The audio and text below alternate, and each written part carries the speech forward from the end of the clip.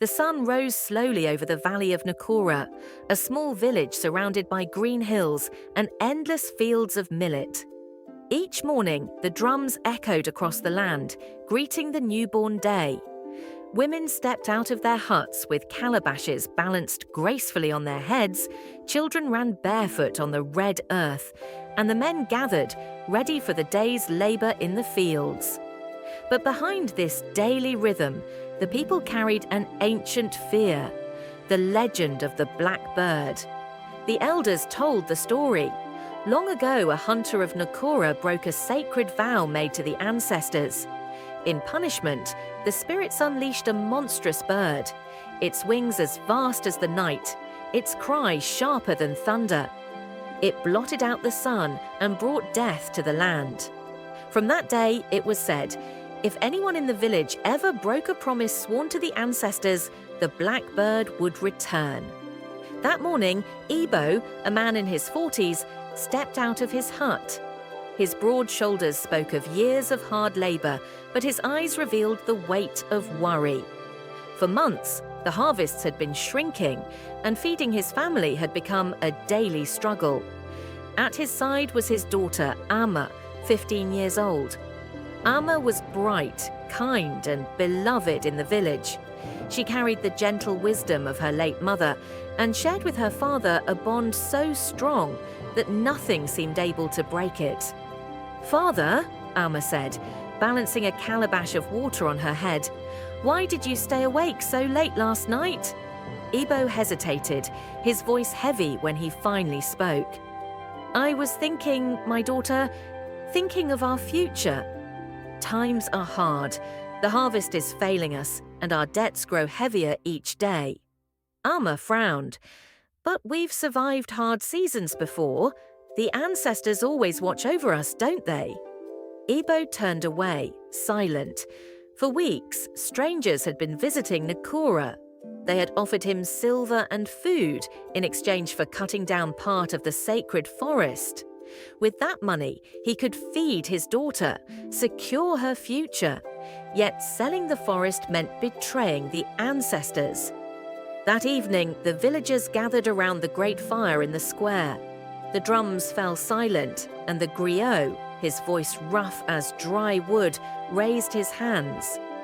"Children of Nakora," he said, "remember, the word given to the ancestors is heavier than stone. To break it is to curse your blood and to curse your people." The crowd bowed their heads in reverence. Amma listened, her eyes wide with wonder. But Ebo stared into the flames, saying nothing, his jaw tight with conflict. That night, while the village slept under the chorus of crickets, Ebo rose quietly from his mat. The weight of hunger, debt, and despair pressed against his chest. His gaze drifted to the dark outline of the sacred forest beneath the moonlight. In his heart, a decision was forming, one that could not be undone. He whispered into the silence, "Forgive me, ancestors, but I must save my daughter." Far away, in the hidden depths of the night, a pair of wings beat softly in the dark. The moon hung high above the valley, casting silver light over the rooftops of Nakora. While the village slept, Ebo walked alone toward the edge of the sacred forest. His steps were heavy, each one echoing the battle raging within him. Honor versus survival, tradition versus necessity. At the forest's entrance, two strangers waited.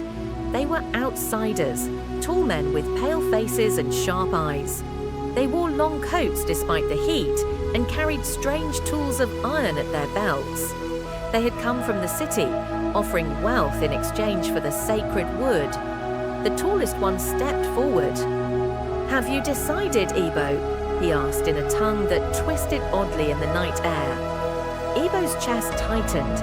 His father's voice echoed in his memory. "Promise me, my son, you will protect the forest. It is our blood. It is our shield." But then he thought of Amma, her thin wrists, her quiet hunger, the uncertainty of her future. His heart trembled. He nodded. "Yes, I will do it." With trembling hands, Ebo pressed his thumb against the paper they carried. a contract written in symbols he could not fully understand. The strangers smiled, their teeth flashing in the moonlight. One of them handed him a pouch heavy with coins. The deal was sealed. At that very moment, a cry tore through the sky. It was not the cry of an owl, nor of any creature known in the forest. It was sharp, piercing, unnatural, like iron scraping against stone. The ground trembled, and a cold wind rushed through the trees. The strangers froze. Ebo dropped the pouch, his heart racing. From above, the branches rustled violently, though no breeze stirred. The villagers, awakened by the sound, rushed from their huts. Mothers clutched their children, men seized spears and torches. Amma ran to the square, her eyes wide with fear. "What is happening?" she cried. The griot, leaning heavily on his staff, raised his face to the moon and whispered in dread. "It has begun. The blackbird has returned." A shadow swept across the sky, blotting out the stars for a moment. The villagers gasped and fell to their knees, some crying, others praying. Amma felt her blood run cold. Her gaze darted across the crowd until it found her father. Ebo stood apart, trembling, his face pale. She saw the fear in his eyes, and something else, guilt. Her heart sank. She didn't need words. She knew. Her father had broken the pact, and now the curse of the black bird had been set loose upon Nakora. The following morning, Nakora no longer felt like the same village. A strange silence hung over the valley. The birds that usually sang at dawn were gone. The wind that once carried the smell of wet earth now brought only dust. Women who fetched water from the river returned in panic. The river's surface had turned murky and dark, as though it carried the sky's shadow instead of light. By noon, the first signs of sickness spread. Children complained of fever, their foreheads burning as if touched by flame. The goats refused to graze, the chickens scattered wildly, and even the dogs howled at nothing, their eyes fixed on the forest as if seeing invisible shapes. The villagers gathered under the great baobab tree, fear painted across every face. Amma clung to her father's side, her young eyes searching his with desperate questions. The griot raised his staff, his voice trembling yet firm. "Children of Nakora, the signs are clear. The ancestors are restless. The black bird walks among us once more." A gasp rippled through the crowd. Some fell to their knees, others shouted prayers into the air. Amma turned to her father. "What does this mean? Why are the ancestors angry?" Ebo looked away, unable to meet her gaze. Sweat trickled down his forehead, though the air was cool. His heart thundered inside his chest. The shame of what he had done pressed against him, but fear kept his lips sealed. Suddenly, the flames in the central fire pit rose high, higher than they had ever burned before. Within the fire, shadows formed. Faces, dozens of them, wrinkled, stern, unblinking, the faces of the ancestors. The villagers screamed. Mothers pulled their children close. Men dropped their spears, terrified. One of the fiery faces spoke, its voice deep and echoing as though carried from another world. "A vow has been broken. Our blood has been sold. The black bird is free." The villagers fell silent, struck by terror. Amma's breath caught in her throat. She turned again to her father. "Father!" Her voice broke. "What do they mean?" But before Ebo could speak, the griot lifted his staff, his eyes burning with fury. "Someone has betrayed us. Someone has sold what was never theirs to sell," the villagers murmured, suspicion spreading like wildfire. Eyes darted from one face to another, searching for guilt. Ebo's chest tightened. His secret was a storm inside him. He wanted to confess, to cry out. But when he looked at Amma, her innocence, her trust, his tongue turned to stone. That night, when the moon rose again, the cry of the black bird split the sky once more. Louder, longer, filled with hunger. The people of Nakora knew then their village stood on the edge of ruin, and Amma, lying awake, her heart trembling, whispered to the shadows, "If no one speaks the truth, then I will find it." That night, Amma could not sleep. The cries of the black bird echoed in her ears, not as sounds from the forest, but as whispers inside her mind. Each time she closed her eyes, the same vision appeared. Wings vast as the night sky, eyes burning with fire, and a heart chained in sorrow. At last she rose quietly and walked to the river. The moon's reflection trembled on the dark waters. She knelt and dipped her hands into the stream, whispering a prayer to the ancestors. Suddenly, the waters stilled. The moon's reflection vanished, replaced by the face of a spirit. A voice, soft yet piercing, filled her chest. "Child of Nakora, you are the chosen one. Only a heart willing to sacrifice can break the blackbird's curse." Amma's breath caught. "But I am only a girl. How can I fight a curse that even the elders fear?" The spirit's eyes glowed. "It is not strength that binds the blackbird. It is love. Long ago, the bird was not a monster, but a guardian of your people. Betrayal twisted him. Greed chained him. To set him free, one must give what is most precious." Amma trembled. She knew what the spirit meant. Her life was the price. Tears welled in her eyes, but before she could answer, a hand touched her shoulder. She turned sharply. It was Kojo, the hunter's son, his dark eyes filled with concern. "Amma, why are you here alone?" I heard you whispering, as if speaking to someone. Amma hesitated, her heart torn between truth and silence. But when she looked into Kojo's eyes, steady, kind and brave, her strength faltered. She told him everything, the vision, the voice of the spirit, the terrible sacrifice she was asked to make. Kojo's face darkened, but he did not flinch. "If sacrifice must be made, it will not be yours. Let me face this curse. My life is nothing without you." Amma shook her head violently, tears streaming down her cheeks. "No, Kojo, the spirit chose me. It is my burden." Kojo cupped her face gently, his thumb brushing her tears. "Then we will carry it together. If you go to the blackbird, I will go with you." Their foreheads touched, their hearts beating as one.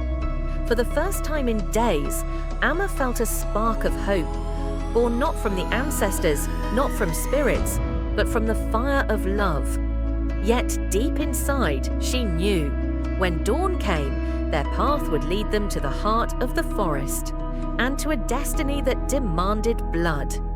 This chapter mixes the supernatural calling with the human bond of love, setting up the next act where Amma and Kojo journey into the forbidden forest to face the blackbird itself.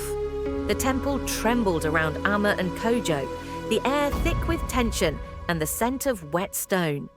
The blackbird perched atop the cracked altar, its wings folded, but its eyes blazing like molten coal. Every beat of its chest seemed to echo in Amma's own heart.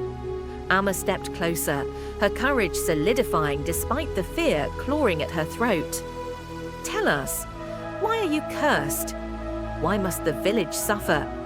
The bird's eyes flickered, a strange, almost human pain emerging from the depths. Then slowly it began to speak, not with words, but through visions projected into Amma's mind. She saw the forest centuries ago, alive and untouched.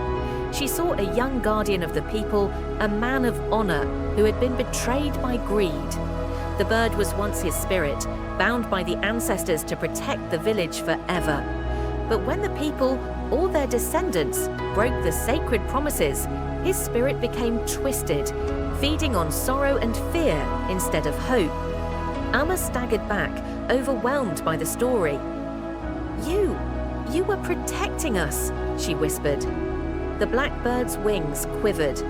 A single tear, black and shining, slid down its feathered cheek. "I was meant to guard the hearts of your people." But betrayal chained me, and my sorrow became your curse." Kojo stepped forward, anger and pity warring in his chest.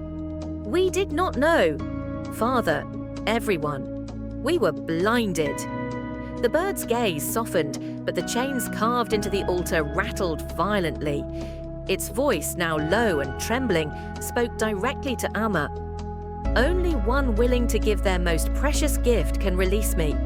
Only love without fear can undo centuries of pain." Amma's heart thudded. She understood what the spirit demanded. The most precious gift was her own life. And yet, the thought of leaving Kojo, leaving her village, filled her with anguish. Kojo grasped her hands tightly, his eyes burning with desperation. "No, Amma, we can find another way. I will sacrifice myself before you go." Amma shook her head. Her voice was firm but laced with sorrow. "The spirit chose me. I must do this." The blackbird tilted its head as if acknowledging her bravery.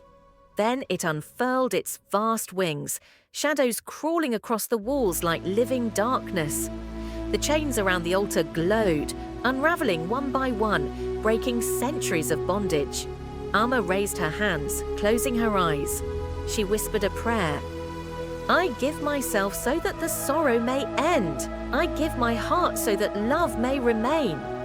The temple shook violently. Wind screamed through the broken walls. The blackbird screeched, a sound both terrifying and mournful. And then, a bright light enveloped Amma, Kojo, and the bird. When the light faded, the temple was silent. The blackbird was gone. In its place, a single black feather lay on the altar, glowing faintly. The chains were broken, the curse lifted. Amma and Kojo stood trembling, holding each other tightly.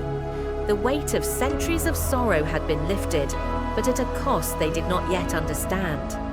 Outside, the forest seemed to breathe again. Birds returned to the trees, the river sparkled, and the winds carried the scent of freedom. Amma looked down at the feather. She knew this was not the end. Her courage had changed history, but her sacrifice was only the beginning of a new legacy.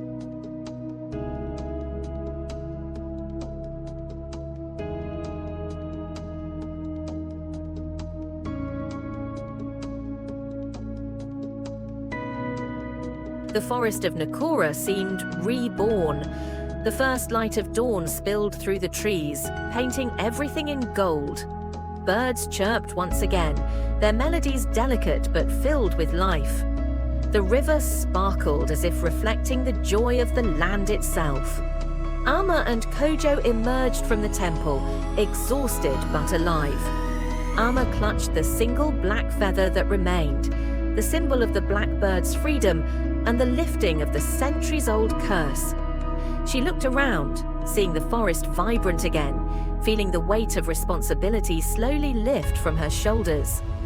As they approached the village, they found the villagers gathered in the square. Fear still lingered in their eyes, but curiosity and hope were stronger now. The griot stepped forward, his staff raised. "Amma, Kojo, you have returned," he cried.